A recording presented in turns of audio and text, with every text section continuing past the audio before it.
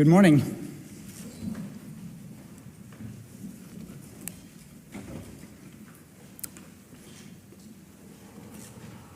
The Nobel Peace Prize for 2025 goes to a brave and committed champion of peace, to a woman who keeps the flame of democracy burning amidst a growing darkness.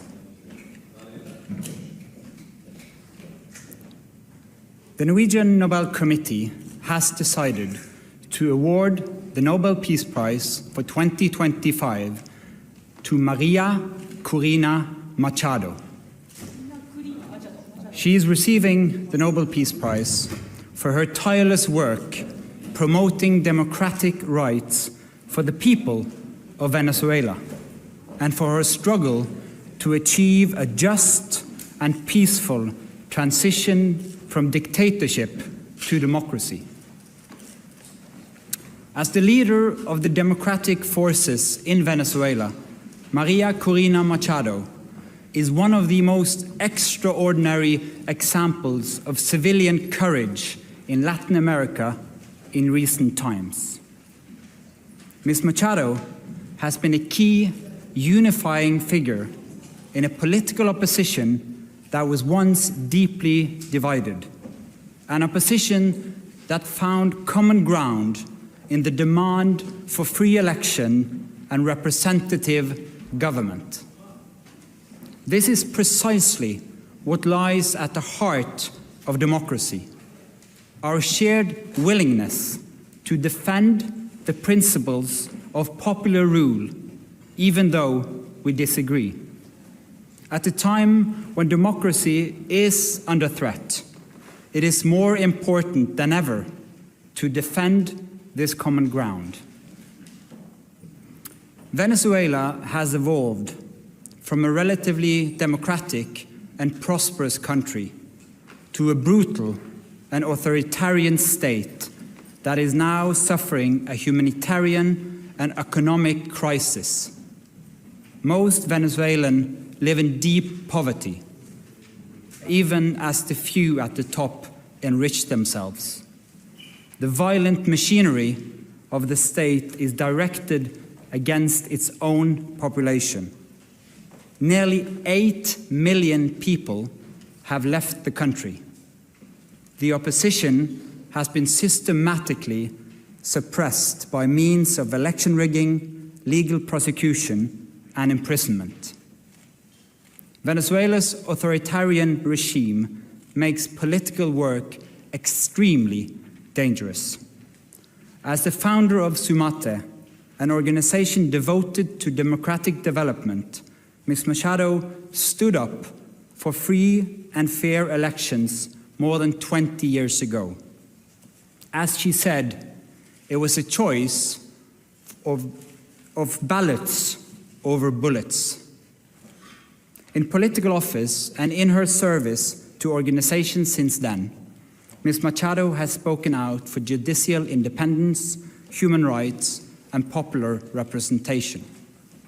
She has spent years working for the freedom of the Venezuelan people.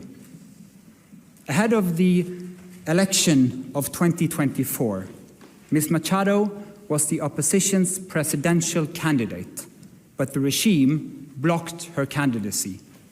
She then backed the representative of a different party, Edmundo González Urrutia, in the election. Hundreds of thousands of volunteers mobilized across political divides. They were trained as election observers to ensure a transparent and fair election. Despite the risk of harassment, arrest, and torture, citizens across the country held watch over the polling stations. They made sure the final tallies were documented before the regime could destroy ballots and lie about the outcome. The efforts of the collective opposition, both before and during the election, were innovative and brave, peaceful and democratic. The opposition received international support when its leaders publicized the vote counts that had been collected from the country's election districts, showing that the opposition had won by a clear margin. But the regime refused to accept the election result and clung to power. Democracy is a precondition for lasting peace. However, we live in a world where democracy is in retreat, where more and more authoritarian regimes are challenging norms and resorting to violence. The Venezuelan regime's rigid hold on power and its repression of its population are not unique in the world. We see the same trends globally. Rule of law abused by those in control, free media silenced, critics imprisoned, and societies pushed towards authoritarian rule and militarization. In 2024, more elections were held than ever before, but fewer and fewer are free and fair. In its long history, the Norwegian Nobel Committee has honored brave women and men who have stood up to repression, who have carried the hope of freedom in prison cells, on the streets, and in public squares, and who have shown by their actions that peaceful resistance can change the world. In the past year, Ms. Machado has been forced to live in hiding. Despite serious threats against her life, she has remained in the country, a choice that has inspired millions. When authoritarians seize power, it is crucial to recognize courageous defenders of freedom who rise and resist. Democracy depends on people who refuse to stay silent, who dare to step forward despite grave risk, and who remind us that freedom must never be taken for granted, but must always be defended, with words, with courage, and with determination.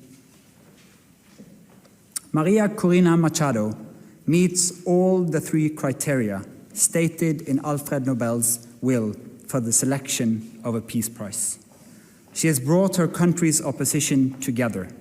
She has never wavered in resisting the militarization of Venezuelan society. She has been steadfast in her support for a peaceful transition to democracy. María Corina Machado has shown that the tools of democracy are also the tools of peace.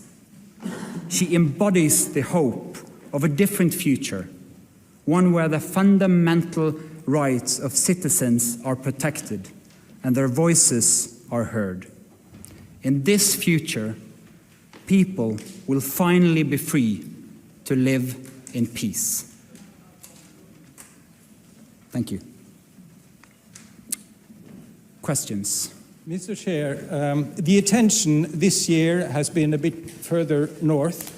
How are you as a committee going to make sure that the topic of this year's Peace Prize, democratic development in Venezuela, is highlighted in the days and weeks to come?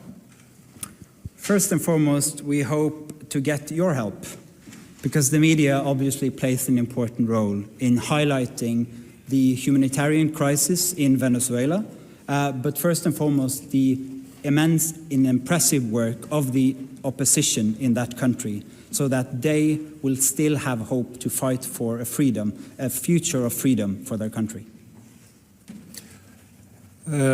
Congratulations to María Corina Machado and the committee on the decision. But during the past months, US President Donald Trump has repeatedly said he deserves the Nobel Peace Prize and he'd like to have it. He even said that it would be an insult to the United States if he doesn't get it. What does as the chairman of the Nobel Peace Prize Committee, think of this, and how has this campaign-like activity by the president and his supporters, domestically and internationally, affected the deliberations and the thinking in the committee? In the long history of the Nobel Peace Prize, I think this committee have seen any type of campaign, media attention. We receive thousands and thousands of letters every year of people wanting to say what for them leads to peace. This committee sits in a room filled with the portraits of all laureates, and that room is filled with both courage and integrity. So we base only our decision on the work and the will of Alfred Nobel. Hello, Bibiana Piena from the Norwegian News Agency. As you state in your explanation, more and more countries are moving in a more autocratic direction. Would you say that the committee, by this prize, is sending a warning to the world? Living in a world where we have less and less democracies and more authoritarian regime means that the world is also getting more unsafe. And we believe that peace, democracy is a precondition for peace. And so, yes, that is the message to the world. We need to support the democratic forces also on behalf of peace. Thank you. Mieszko Czarnecki, the Polish press agency, PAP. This is the next Nobel Peace Prize in recent years when woman has been awarded. Do you feel that women all over the world and in certain countries play a significant and a certain role protecting democracy, taking into consideration the Iranian activist from 2023 and Venezuelan democracy protector that has been just announced as a laureate? Thank you. Thank you.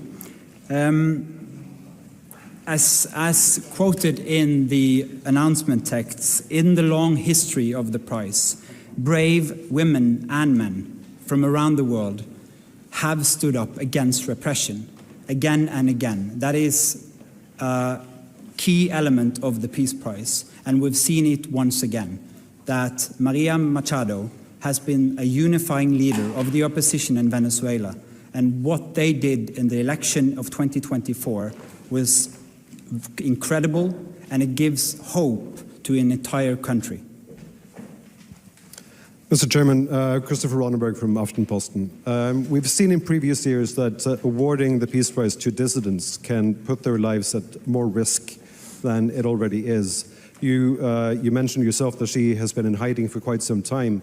What considerations have you made when it comes to her safety and security now that she has become more exposed because of this Peace Prize? You're now touching upon some of the absolutely most difficult dilemmas in the work of the committee. This is the discussion we have every year for all candidates, particularly when the person who receives the prize is in fact in hiding because of serious threats to her life.